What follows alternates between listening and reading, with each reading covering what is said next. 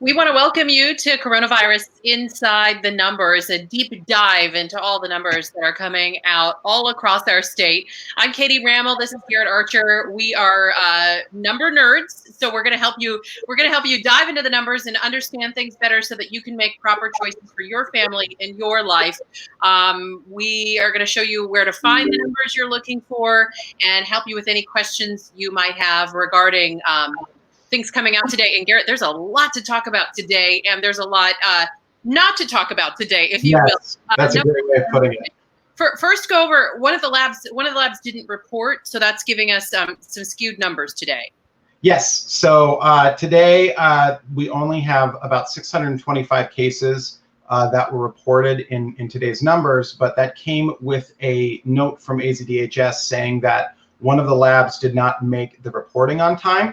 And so that number is probably the lowest number we've had in several weeks now.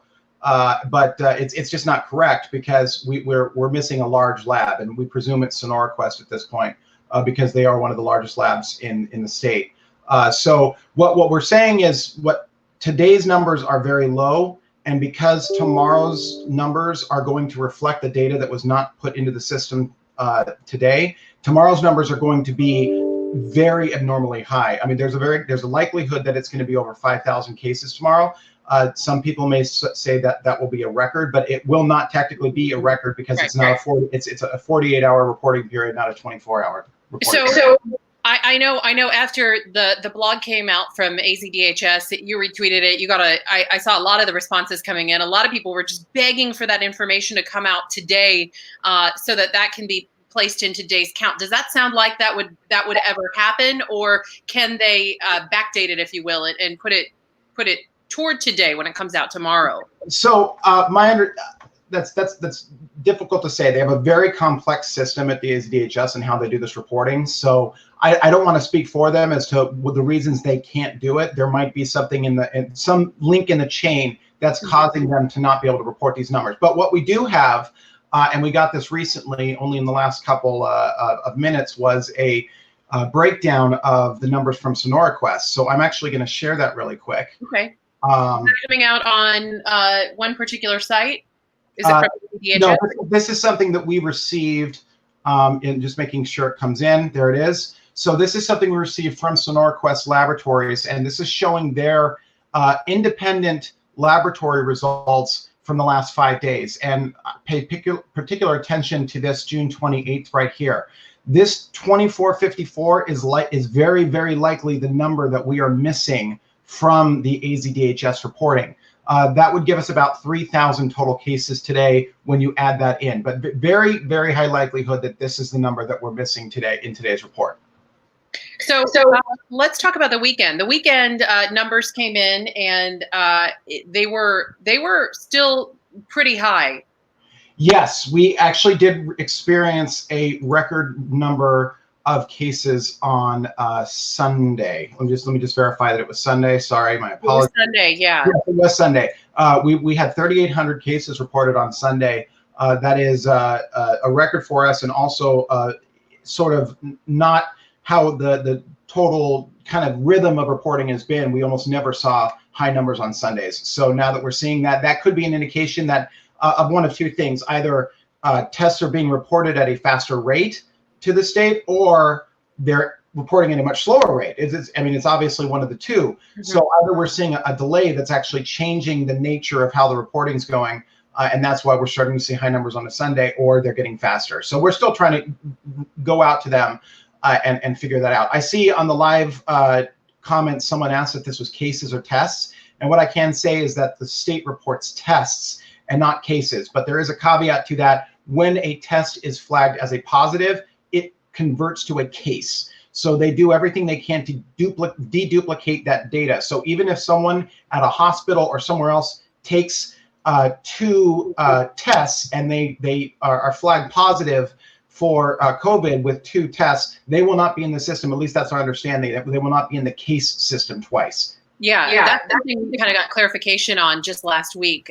People had been asking about that, and it was clarified for us, which helps a lot. I have a friend who's in the healthcare industry and was diagnosed, and then she had to keep taking tests to be able to feel good enough, go back to work, get back to her life.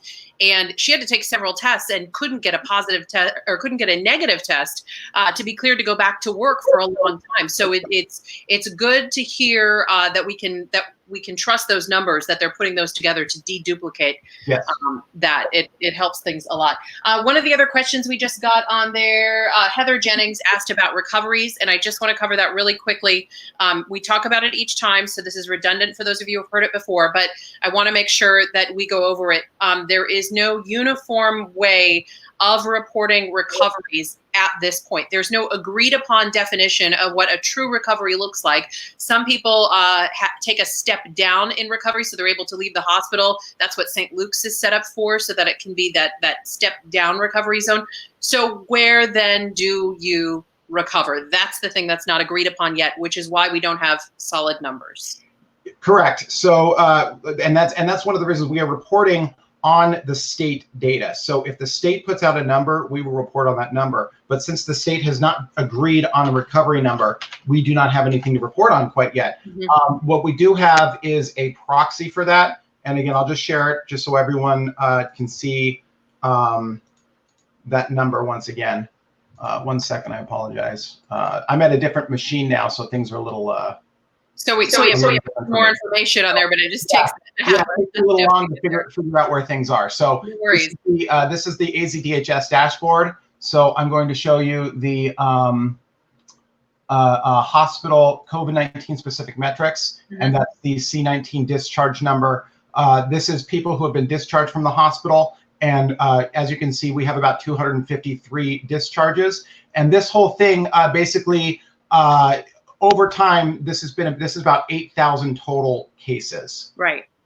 And if people want to check on that, I've seen them counted on Johns Hopkins website and also covidtracking.com. You just need to put that pull down menu on there and choose Arizona specific so that you get that number. It's just one sleek bar that comes up that tells you cases and recoveries, in this case, justified as people who have been discharged from the hospital, the best way they have to count it at this point. So if anyone's willing, anyone's interested in checking that, that's where you go. Once again, covidtracking.com, and you can find that info right there. But yeah, that is the closest we have to recoveries being counted at this point. You can see that for any state you want to pull up. If there's a home state, I know many of you have moved here from other places, you can see right there as well. It also has deaths on there and a few other items, but it's pretty simple to use once you get to your pull down of the Arizona bar. Yes. One of the things that we saw this weekend, we didn't see any numbers on death come in today. Is that correct? That is correct, and that is also a weekend reporting lag. Mm-hmm. The death numbers, hospitalization numbers, none of those that were reported by the AZDHS were affected by the testing issue that we had today. So all of those are accurate. The county health departments did not report any deaths today. In fact, on the curve, they actually removed 2 deaths from the curve. Usually because it means they were assigned a different jurisdiction, Navajo Nation, they were in New Mexico, or they were somewhere else. But yeah, no deaths today. But that I would love to say that's an encouraging sign, but it's also typical to see very low death numbers on Sunday and Monday, and then they pick up the week. So. Yeah. So can you help folks better understand as well? The Navajo Nation obviously goes into New Mexico as well as Arizona. So those numbers have to be split into the appropriate states. Yes, so I do get this question a lot if the Navajo Nation numbers are reflected in Arizona's numbers, and they are in the county that they reside in. So, but oftentimes you'll see situations in which they will be, because hospitals are in certain counties, or they will be in a different, they'll be reported in one county, and then it will be adjusted over the last, over a couple days to reflect another county or another jurisdiction. So there have been times where we've had like a death or two being reported by Apache County that then moves to New Mexico because of it actually occurred in New Mexico. Right. We've seen that a few times. I want to let everybody know who's joining us on here. We expected the governor would speak in about 45 minutes. That's going to be at 3 o'clock today instead. It's I don't think we've seen it very often that the governor's held a news conference on a Monday. So usually it's on a Wednesday, sometimes on a Tuesday. So we have a feeling that this must be something important. We don't know what he's going to speak about, whether it's education or maybe some increased level of closures. We just don't know at this point, and we're waiting for that information. Bella Marie's asking, why would the Navajo County not be included in the state numbers? I think, is Bella confusing the county versus Navajo Nation? Correct. Yeah, no, Navajo County, all of what I said, Navajo Nation numbers are included if those numbers exist in an Arizona county. If the cases or deaths occur in New Mexico on the Navajo Nation, they are included in New Mexico numbers. So, but because of the sort of closeness and the rural nature of the Navajo Nation tribal land, there are times when numbers will be reported in one county and then they will be over time moved to a different county or a different jurisdiction. Right. I think because so often everybody saw those numbers broken apart, or I don't want to say early on in this, but early on for Arizona in this, because it became such a hot spot so fast that a lot of people were breaking those numbers out. And then I think that's where that belief came that it was separate from Arizona numbers. It's not. Everybody was just taking a closer look at, my gosh, how can we help this area that needs our help so badly? And look at these numbers. They were, trending so fast, growing as fast as New York. Yes. Misty writes, what do you think Arizona should do? We don't know at this point. There's a lot of people with a lot of opinions floating around about what should be done out there. Like I just said, we do expect to hear from the governor, so we'll learn a little bit more. Misty, if you're watching here on Facebook, you'll be able to keep watching at 3 if you're working at your desk and don't have access to a television right at this point. We will make sure to keep broadcasting it right here so that you can get the very latest information on that. So once again, tomorrow's numbers are likely going to be to look alarming, but it is important to know that comes with that caveat. Yeah. Just make sure that because tomorrow's numbers are very likely going to be in over 5,000. So, that's a reflection of 48 hours of reporting, mostly, not 24 hours. So it's sort of an unfair characterization. And so like tomorrow, when I do my daily reporting, I'm not going to consider tomorrow as a record because even though it is going to be technically a record, it will not count because it's 2 days of reporting. Yeah. The other thing that I know you were looking closely at, that's something you and I both watch closely, is the percentage of positive tests. Because of this, was that also skewed today? Yes. So, and that's normally skewed because when we look at these daily test numbers and these daily case numbers aren't, they're sort of somewhat mutually exclusive to each other. So they're not always organized on the same day. So we might have X amount of cases on one day and X and Y amount of tests, but then over a course of a week, that sort of solidifies to what the actual number is. So today, because of the reporting issues that we've had, is the percent positive was 41%. But most of the tests that we got today came from hospitals. They came from congregate settings. They didn't come from the general community. So that 41%, although it's insanely high, it's not necessarily reflective of what's going on in the community. Don't get me wrong, though, 20% is where we have been is still a very, very high number. And that's sort of one of the most important metrics to watch is that number. I'll pull it up really quick just so everybody can see it. I'm going to make another attempt at I closed a bunch of tabs to see if I could just get this in much easier. Here we go.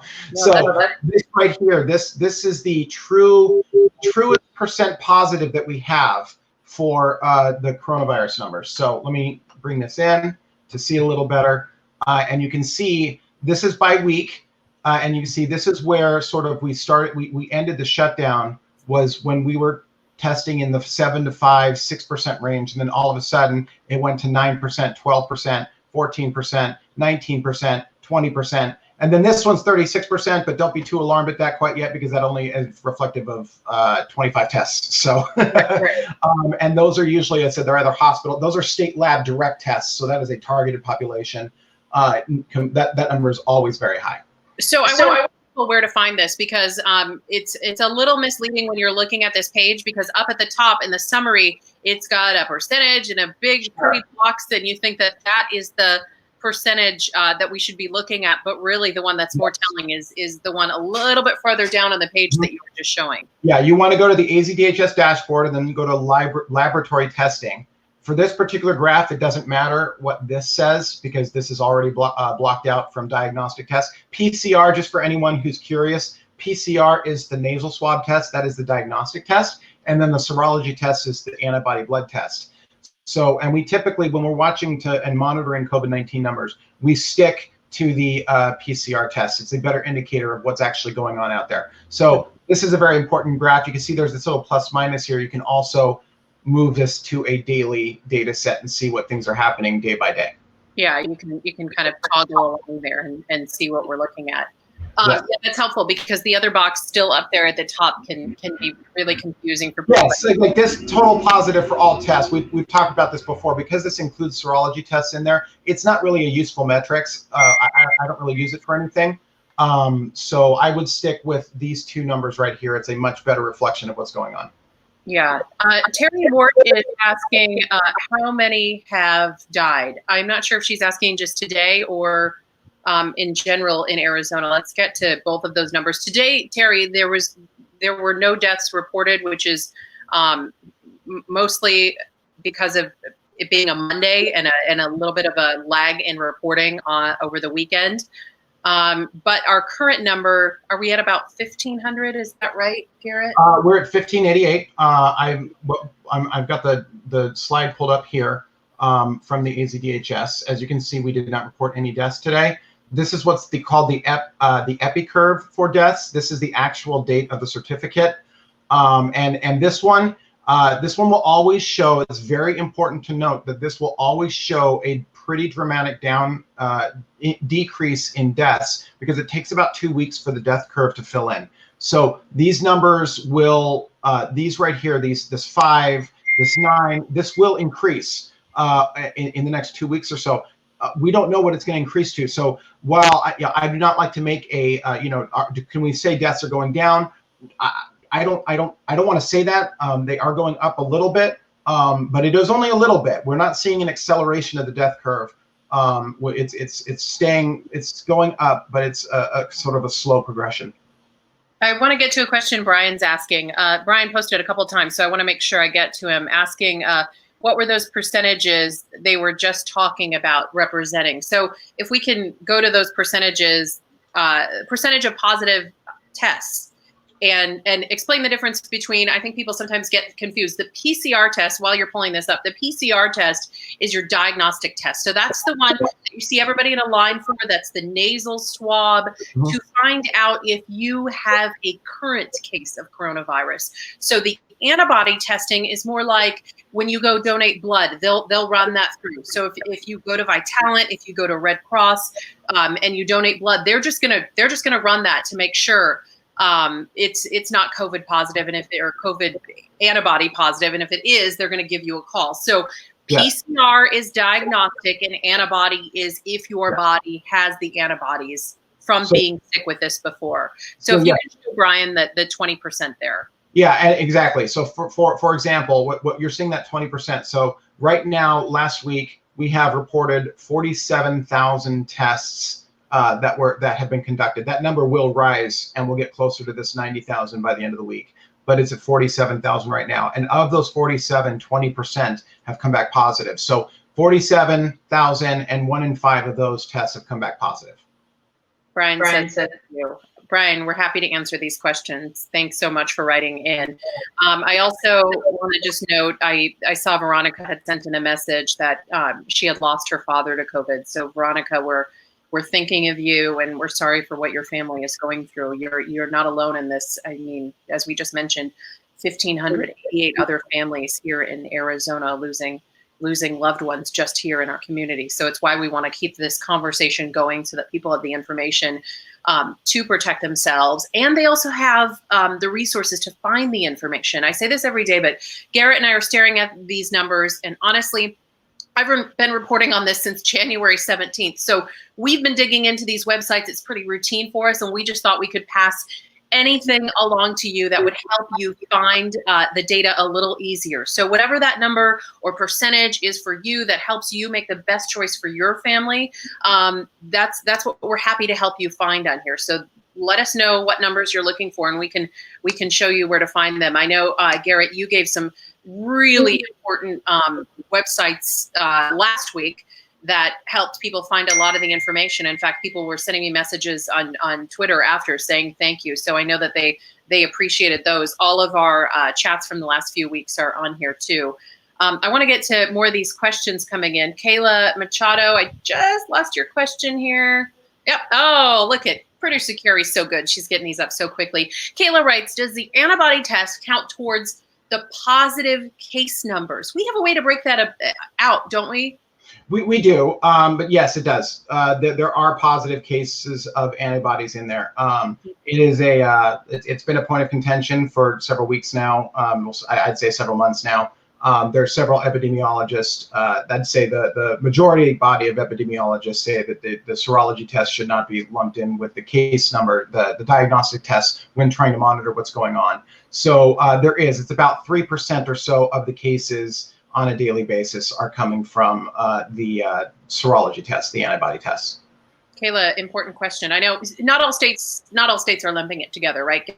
No, not all states lump it together. And to be, I don't want to say to be fair, but at least the AZDHS is giving us the ability to break out some of these numbers. So right. So they're not hiding these serology tests. They're there. You can see what the percentages are. It is a little frustrating that they're included in the positive, the total number, but it's at least workable because they give us the percentages to work with. Yeah. Andrew is asking, so the dashboard numbers are 2 weeks behind. Not all.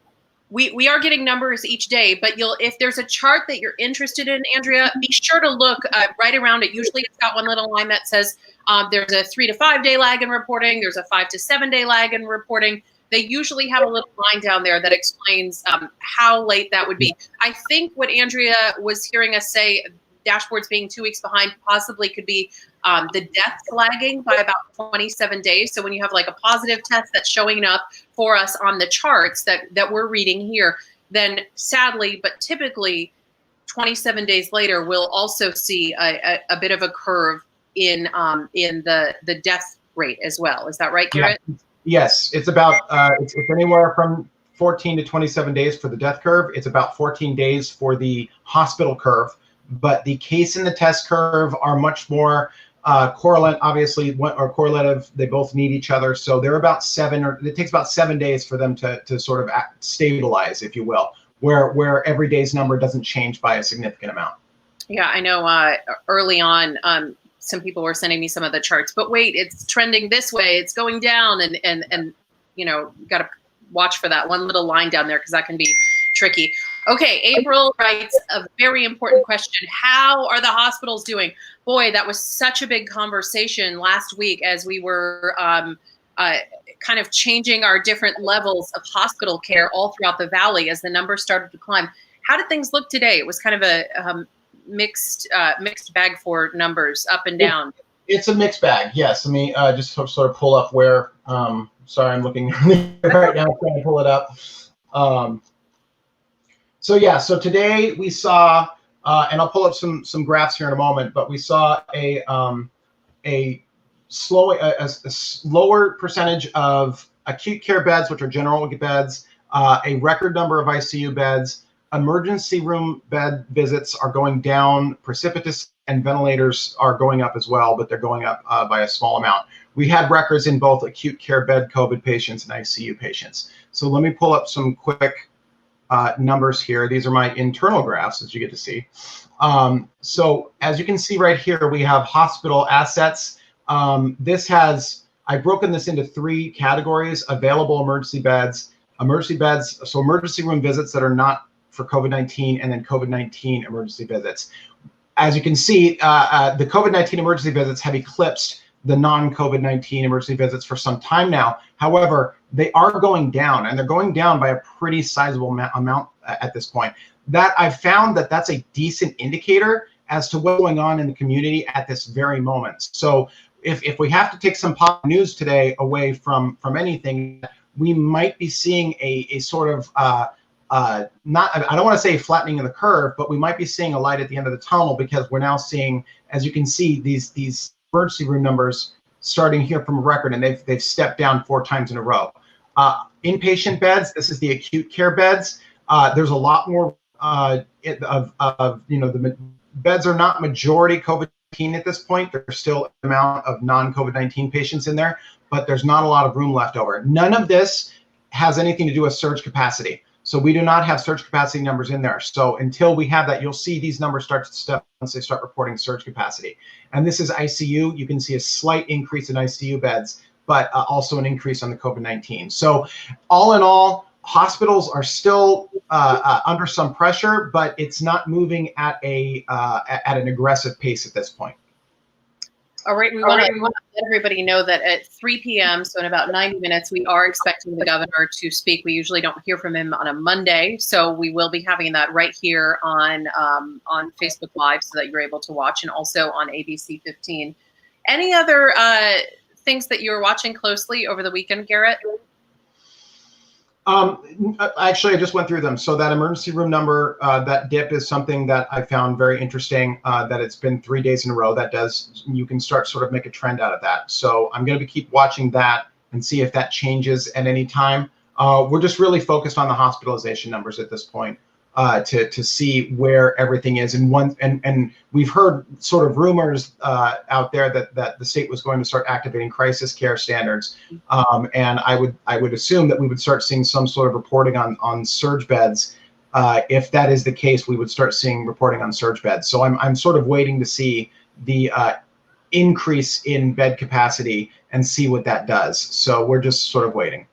Derek asks, how is any of this good news? Arizona cases just keep increasing. We are trying to find some of the positive storylines that are in here, the hopeful storylines that are in here, and tracking those things as well. I know a lot of people are thinking about the school year and what's coming up, and if people don't mask up, maybe we're still going to be homeschooling our kids because the schools won't be a place that they'll be able to go at this point. So I know it sometimes feels like it's hard to find some good news in all of this, but Garrett, that's one of the things we're watching for, is sort of these little possible turning points, these little spots of good news too. Yeah, I mean, what we've seen, if I have to sort of list down some of the quote unquote, I put quote unquote good news because it's hard to find real nuggets of good news in this whole thing.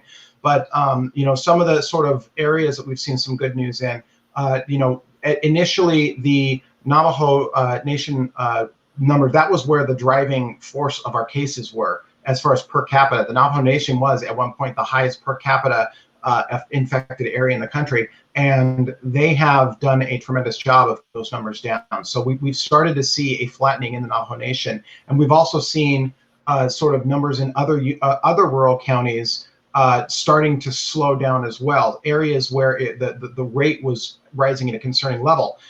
Sadly, even with that good news, that rising rate has shifted to the urban counties, and that is a concern, obviously, because there's a lot more population in the urban counties than the rural. So the sort of ability for this virus to transmit in an urban setting is obviously much greater than it is in a rural setting. Yeah. Jay just wrote in thanking us for the update on the Navajo Nation. Obviously, they took some really big steps to try to curb this. I mean, I saw your reporting on the numbers, Garrett, and it did start to go down after those. They had lockdowns for the full weekend. I mean, it would happen at 8 o'clock on a Friday night. We'd still be ready to go on the air here, and they'd already be in their lockdown that would last, the 2.5, 3 full days of the weekend. Yeah, and they've done that for like 2 months straight. Yeah, it's been aggressive to try to get this thing under control. I'm seeing a few more questions come in that we'll try to get to. They're going by so fast, and we appreciate you all joining us. About 70,000 people joined us on here the last couple of days, each day. So we so appreciate you taking the time, and we hope that you're getting some valuable information that helps you make the best choice for your family, because we want you to be able to find the info easily on these websites, be able to look up the numbers that matter to you, whether it's age or zip code, or any number that you want to find that for you personally and your family works for your marker for making decisions about what's safe and what's not for your family. We want to help you be able to find all of those things on here. So lots of questions coming in, lots of conversation about masks as well. The mask mandate is still in place for Maricopa County, and we don't have any indication that that's going to be changing at 3 o'clock. If anything, more regulations, I guess, would come out at 3 o'clock because our numbers have been so high. And just because today's numbers came out low doesn't mean that we were in the clear. For those of you who joined us a little late, it was because a lab didn't report today. We believe it's Sonora Quest, right, Garrett? Yeah, our presumption is it's Sonora Quest. They've been the largest lab partner. And if you look at the numbers they've sent us, independent of the AZDHS report, they sort of match up and align with where we would have expected the report to be today. So we assume it's Sonora Quest at this point. Yeah. Can you tell us the first place you go in the day to look at these numbers, Garrett? I think that's helpful to people who are just starting to pay attention again to some of those numbers. Is it the AZDH website? Yeah. Or so I'll take you through. I'll even take you through my very first sort of thing I do every single morning. So the first thing, of course, and I'm sharing the board while I do this. This is AZDHS. Of course, check the summary numbers. That's always the first thing I do. I record the summary numbers on a spreadsheet, and then the next thing I do is I check these graphs right here, which are the hospital bed usage and availability. This is the total statewide census of our hospital assets. So this has nothing to do with the COVID-19 numbers per se. It's just the total beds. So I check these numbers and see where they are, and if we're looking at which percent, what the percentage is it going up, is it going down? Is it a specific, is it a sustained trend? I check all of these, and then I compare them with the, I go to the ventilators too, of course. It's on its own little tab, but it's the same thing. And then I go to the hospitalization metrics and check all of these numbers to see where they are and what the trend looks like. That's pretty much the most important things I do. And then, of course, I go down, county by county, but that's a whole nother story and takes about an hour out of my day. So whatever. One of the places we're getting a lot of questions on schools as well, and we do have an education reporter, Daniel Lerner, who's dedicated to all things coronavirus and education, and you can find that information at abc15.com/coronavirus. There's a whole section on education, and you can find out the very latest information on your particular school district. We've had so many questions come in on this, and every school district is doing something differently. So it's worth a deep dive into that page to find the information and get active in how your school's deciding how to educate in the next year, and talk to them about what is most comfortable for you. I know a lot of the schools sent out surveys. My kid's school did something to fill out and answer some questions on how comfortable you feel with all of these proposals. So it's definitely worth diving into. All right. Sorry. I did see someone say, where can the public see these charts? And once again, it's azdhs.gov. Yeah, that's the best place to jump into. And also Maricopa County's website, Garrett, we've talked about before. It's so easy to see that chart in there, and then you can do a look back at some of the other. Let me pick it up really quick. Sorry, I have a mechanical keyboard, so it's a little loud. But yes, if we go to and we'll just really quick, I'll go to the Maricopa County site, and that is, you can just Google that, Maricopa County COVID-19, and it will come up. And this is they do a very good job with their numbers, and you can see they have a PDF right here that you can pull all their data from, and then also you can look at these past records, and it will show all of the PDFs that they store all of the PDFs that they've put together. So it's a great reference on Maricopa County to see what's going on. Yeah, absolutely. It's a great way to look back and kind of see where how your area was doing before and how it's doing now. Rex Baker asks, I have a lot of underlying conditions. I've had no symptoms. He's wondering if he should get an antibody test done. That's definitely something you should call your doctor about, Rex, and see what they have to say about getting the test done. If like I said before, if people are donating blood, that's one of the things that's just automatically screened for them. It takes about 2 weeks to get your information back, but an antibody test is one of the things that they now screen for. All right, Garrett, I want to ask you. I know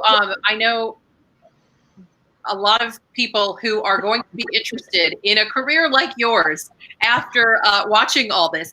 Can you tell people a little bit about your background, how you got into the numbers of this? And this is I should say medical numbers is not necessarily how this whole thing started for you. Yeah, I actually began in politics. I was 10 years in politics. And that was just working on various campaigns and doing elections analysis. And then I worked at the Secretary of State's office during the 2016 and 2018 elections, in which I was the state's senior analyst on elections. And then once I finished up that, I was contacted by ABC 15 and asked to do this, and I came in and sort of to come in to apply my election analysis skills to the news department out here. And then well, the coronavirus hit, and I've just been focusing on these numbers since because it's a trove of data. It's very important, and it's very important to give it context. So did you have a traditional education in numbers? And if someone was interested in that, I know one of the hottest growing fields is becoming an actuary. So learning about the numbers for insurance purposes and things like that. This field, I think would be of interest to several people who are maybe thinking about looking at a different career or going back to school or doing things like this. It's a fascinating field that's really only growing, whether you could enter it for anything. I mean, everything, a lot of things, I believe, come down to numbers. Oh, absolutely. And, I've done more schooling in the last 10 years in data science than I did when I was in college, for the most part, because nowadays there's just, there's so many avenues and places where you can look at. I've used Coursera, I've used Khan Academy, I've used Free Code Camp. There's just plenty of courses now that you can take if you're interested in data science, which is the underlying field that powers sort of everything, elections analysis, this COVID analysis, all of this stuff. The underlying sort of blanket field is data science.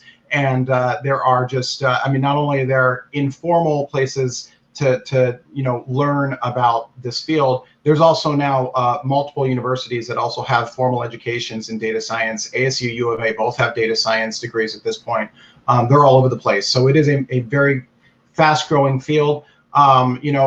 Just so if for the people who are really interested in just kind of dabbling their feet wet, I would recommend dabbling in 2 languages, computer languages, one called R and one called Python. So those are sort of the 2 data science languages that everyone uses. There are some others, but those are the 2 most widely used. So whatever program you're going to get into, it's going to be heavy on Python or R. So you should sort of get an understanding of those 2 languages before you're interested in jumping in. I just think it's fascinating. I think a lot of people who are watching right now have maybe kids that are getting ready to head to college, or they're thinking about going back to school themselves. It's just a really fascinating career. So thank you for that little bit of personal insight into all this. Okay, once again, we're expecting at about 3:00 this afternoon. The governor will be speaking. We don't yet know what it's about. Showing up on a Monday, which is a bit of an anomaly. Usually it's on a Wednesday that we're hearing from him, or a Tuesday. So we're anticipating that to come in about an hour and 20 minutes. You just got another question there, Garrett, and I wanted to get to that. Should JavaScript be learned first or go straight into Python? No, JavaScript. Okay, so JavaScript is it's obviously a very robust language. It used to be more of a just front end web scripting language, and what I would say is to do data science, you really need the Python and the R, because JavaScript is fantastic. It's the best language for presenting data on a website, but it's not so great at actually manipulating the data. So I would say JavaScript is more of sort of a third sort of a nice to have, but really it's Python and R that you have to focus on. So cool. Thank you for giving us an inside look. One last question that's just come up a few times. Do we have any numbers on prisons, COVID in the prisons? Okay, we do. Sorry, let me just. That's okay. Take your time pulling it up. That is just fine. I'll remind people as well, there's a whole section on abc15.com/coronavirus that you can find tons of reporting on there that we've done over the past 6 months. So if you go to, I'm going to try to spell this out for our producer here, but it's corrections.az.gov/ADCRR-COVID-19-dashboard. I know that's a lot, but that's what the Department of Corrections data is. Let me share this really quick. I'll share the entire screen so that you can actually see the URL. So right here is the URL for this. Is it showing up yet? There it is. So there's the URL right there, corrections.az.gov/ADCRR-COVID-19-dashboard. This is the Department of Corrections sort of data on what they have for the prison populations. It does not update as often as I would like. As you can see, the last update is June 26th, and it doesn't really update daily, but I do try to take these numbers in and take them into consideration. But you know, it will have the map. It'll have some of this information here. So there is an area where you can see these corrections numbers. Thank you, Garrett. One more question coming in. I don't know how much time you have left, Garrett, but we'll dive into a couple more questions. Let's see. Jennifer Easton had just asked. Let me see if I can pull it back up. Jennifer, sorry, so many comments coming in. I appreciate it. Okay, here. Thank you, Producer Carrie, for getting that up. Are retest numbers included in the daily cases that are reported? We went over this a bit in the beginning. Let's clarify that for Jennifer, or just in case. Yeah. So what we were told by the Department of Health is that the retests are not included if they are positive. So the negatives could be included into the daily tests reported, but cases, if you take a coronavirus test and you are flagged as a positive, you are put in the system as a case. And so if you take it again and you are positive, there should not be another instance of you in the data. Yeah, they work to deduplicate that, yes, so that it's separate. Perfect. That's probably about all the time we have, and we'll get to more questions around the same time tomorrow. Usually we hop on at about 1:30. Today we jumped on here a little bit earlier because the governor is going to be speaking at 3. So we will have all of that coming up on our early newscasts, as well as on abc15.com. You can find all of that there. We appreciate all the questions coming in. Do we have time for one more? Is Arizona going to get more testing supplies? We sure hope so. We don't have any numbers on the specifics, except I think, Garrett, we've already done 500,000 tests here in Arizona. Oh, yes. But as far as the numbers of any more testing supplies, we've heard some things, but nothing we can corroborate as far as additional ramping up of tests. We've done 678,000 tests total, both PCR and serology, 500,000 PCR tests, the diagnostic tests. But as far as we've seen sort of a plateau at about 15,000 reported tests a day. That's where our plateau has been. We're going to be watching that number particularly in the next coming weeks to see if that number starts to accelerate up and we're starting to average more than 15,000 a day. Yeah, that's been about the norm so far. All right, some really good questions coming in. I think we will leave it right there and invite you all back tomorrow about the same time, usually at 1:30. As I mentioned, one more time, the governor's speaking at about 3 o'clock this afternoon, and we will have the very latest wrap for you coming up on ABC 15 News at 4, 5, and 6, and of course at 10 tonight. Garrett, thanks for taking the time as always. Absolutely.